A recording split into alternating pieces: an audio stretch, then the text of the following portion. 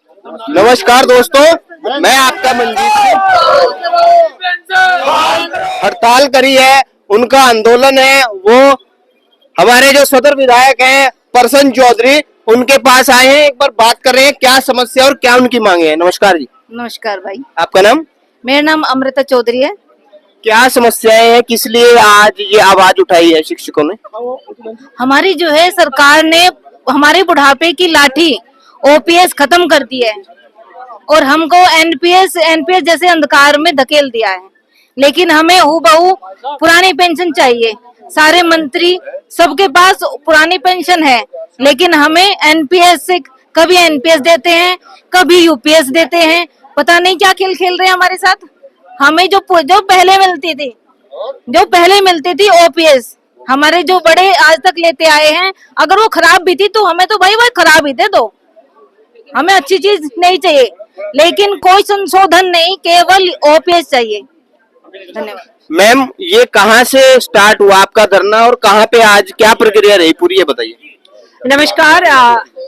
मैं माननीय जो हमारे मंत्री जी हैं उनके समक्ष अपने समस्त शिक्षक भाइयों और बहनों की तरफ से आप यहाँ पर देखेंगे एक एकता बल, एक संख्या बल, जहाँ पर यहाँ पर महिला शिक्षक साथी हैं, चाहे हमारे पुरुष शिक्षक साथी हमारे कर्मचारी हैं, और जो सड़कों पे जो हमारे साथ यहाँ दिख भी नहीं रहे ना, खड़े हुए पुलिस कर्मचारी, सेना पे बैठा हुआ हमारा अर्धसैनिक बल जो सड़कों पे इस तरीके से मोर्चा लेके हमारी तरह काम नहीं कर सकता, हम सब उसका प्रतिनिधित्व करते हुए आज यहाँ आपके सामने हैं, अपनी बात रख रहे हैं।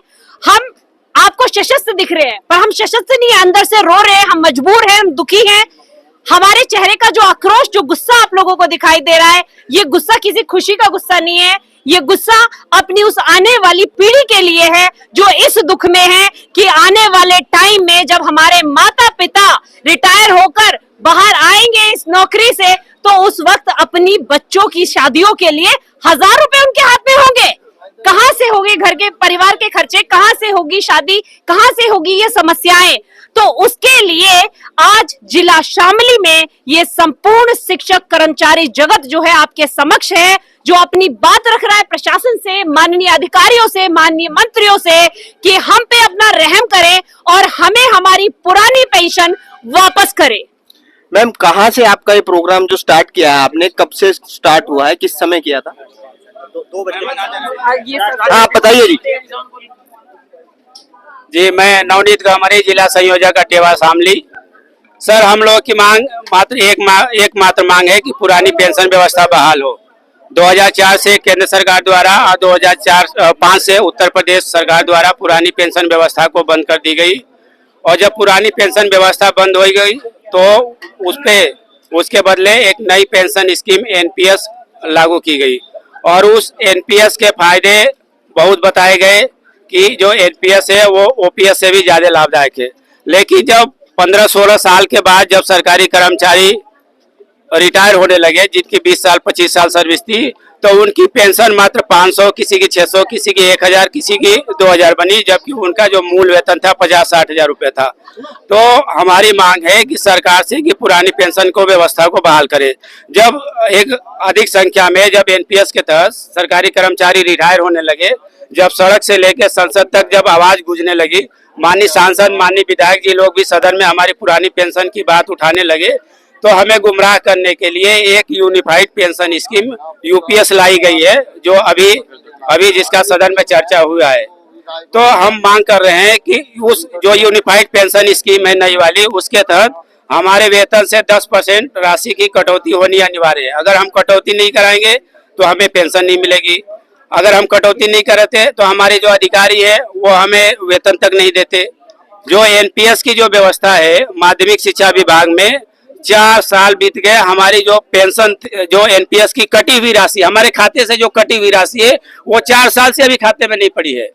और जब हम अधिकारियों से अपनी बात करते हैं तो उन्होंने कहते हैं कि हमने डिमांड भेज रखी है। तो इस तरह की जो एनपीएस और जो यूपीएस व्यवस्था है ये पूरी तरह से छलावा है जी। हम 30 साल 35 साल सरकार की सेवा करते हैं, चाहे कोई भी आपातकाल स्थिति आ जाए, चाहे कोरोना का समय हो या कोई भी आपातकाल स्थिति हो, चुनाव से लेकर संबंधित कार्य सभी हम लोग काम करते हैं। चुनाव कराना हो, मतगणना हो, जनगणना हो, कहीं भी अर्धसैनिक बल के जो जवान हैं उनको भी पेंशन नहीं है। तो आज ऐसा कोई भी विभाग नहीं है जो हमारे साथ है नहीं। माननीय विधायक जी भी हमारे साथ हैं और निश्चित रूप से हमारी मांग पुरानी पेंशन है और उसको बहाल किया जाए, और जब तक ये बहाल नहीं हो जाएगा हम संघर्ष करते रहेंगे और सड़क से लेके सदन तक हम अपनी आवाज उठाते रहेंगे। तो ये जो आवाज आज उठाई जा रही है शिक्षकों द्वारा उठाई जा रही है या उसमें अर्धसैनिक बल, पुलिस प्रशासन ये बता रहे हैं? इसमें शिक्षक और समस्त कर्मचारी और अधिकारी हैं। क्या ये आवाज शामली से ही, अभी पहली जो आवाज उठी है शामली से उठी है या पहले भी? ये पूरे प्रदेश में नहीं, पूरे भारत में है, क्योंकि यूपीएस पूरे भारत में लागू करी गई, जो किसी भी कर्मचारी, शिक्षक और अधिकारी को स्वीकार नहीं है। ये तो बड़ी समस्या बन जाएंगी। पूरे क्षेत्र में बहुत शिक्षक है, पूरे राज्य में, और अधिकारी वर्ग है, और साथ के साथ किसानों की भी मांग उठी हुई है, और बिजली के स्मार्ट मीटर पर है। तो कहीं ना कहीं सरकार को घेरने का कार्य हो रहा है। ये सरकार को घेरने का काम नहीं, बल्कि समानता लाने का काम है। जब सरकार पेंशन ले सकती है तो हमें क्यों नहीं मिल सकती? मंत्री जी को पेंशन मिलती है। हाँ जी, मंत्री जी को पेंशन मिलती है, विधायक जी को पेंशन, हमारे प्रधानमंत्री जी को 5-6 पेंशन मिलती है। हमारा कहना ये है कि अगर कोई विधायक 4 बार विधायक होता है तो उसको 4 ही पेंशन मिलती है। क्या शिक्षक कर्मचारी के लिए एक पेंशन भी नहीं? विधायक जी इस पे क्या कहेंगे आप? भाई देख सुनो, इतने शिक्षक आए, सबका मेरे से कहीं ना कहीं संबंध है, क्योंकि मैं भी शिक्षक जगत से बहुत अंदरूनी से जुड़ा हूँ, पारिवारिक तरीके से जुड़ा हूँ। मेरी वाइफ भी शिक्षक है, मेरे फादर भी शिक्षक थे, और मैं खुद BSc B.Ed हूँ। अब इन्होंने आने का कुछ बताया, कुछ तने बाइट ली, मुझे पता चला कि मामला क्यों घेर लिया मुझे। अब ये मेरे पास आए हैं, मुझे बड़ा अच्छा लगा, और इनका अपनी समस्या इन्होंने बताई, अब बतानी शुरू करी। अब मैं भी सुनूंगा, पर मुझे ऐसा लगे जो जनहित के लिए जरूरी है। पेंशन वाली बात जो यहाँ अभी आई, एक महिला टीचर ने बात भी बताई, इसने भी बताई, मैं तो इनकी मांग जायज लग रही है, गलत लग नहीं रही। तो अभी रही बात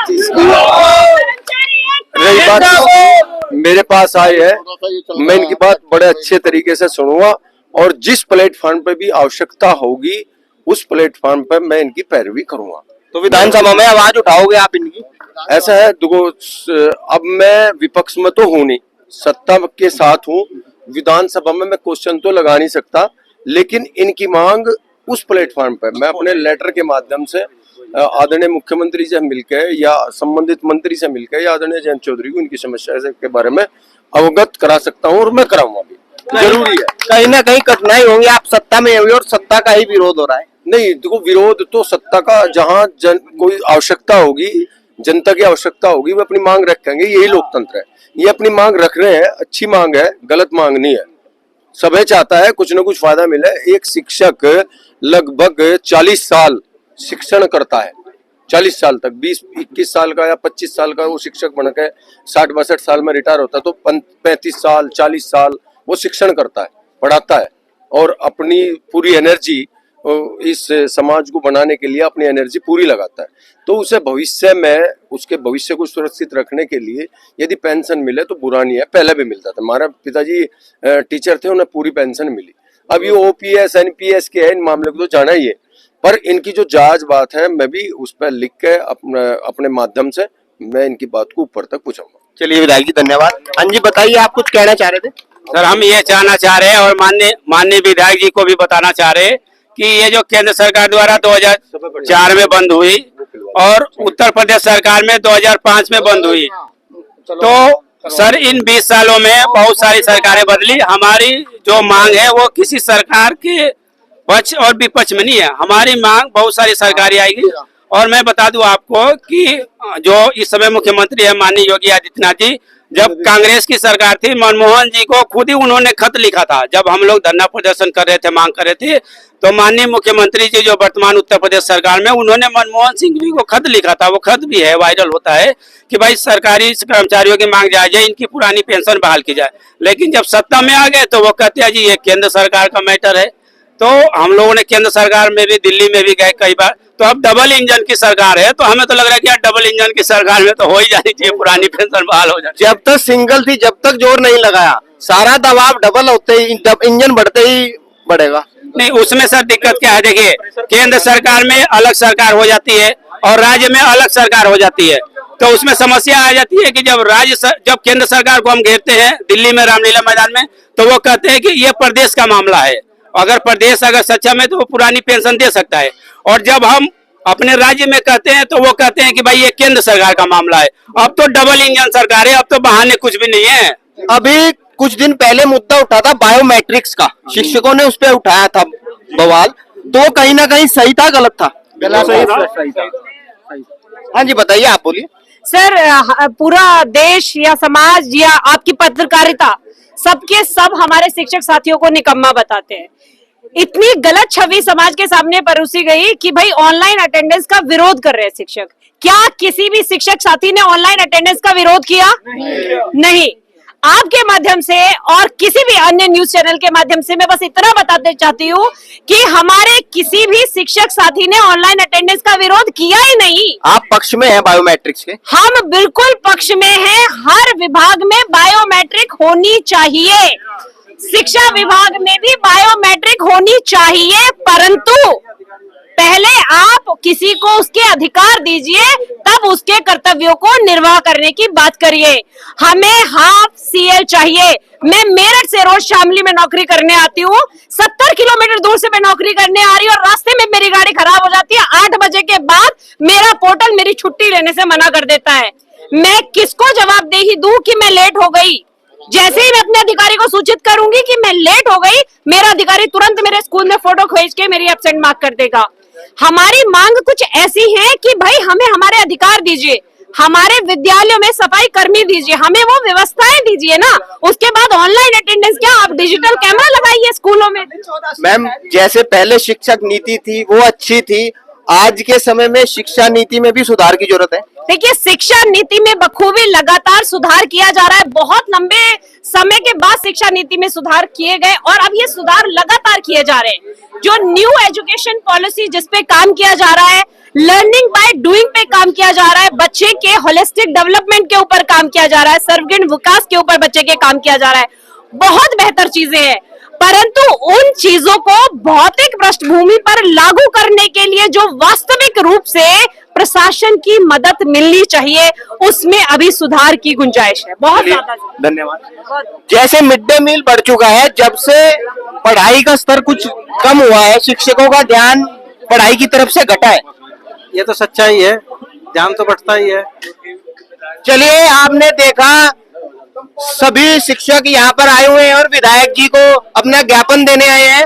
देखते हैं इनकी आवाज कहाँ तक जाती है। विधायक जी इनकी बात को सदन तक पहुंचाएंगे। इसी के साथ हमारे चैनल मंजीत सिंह यूपी 19 के साथ बने रहे।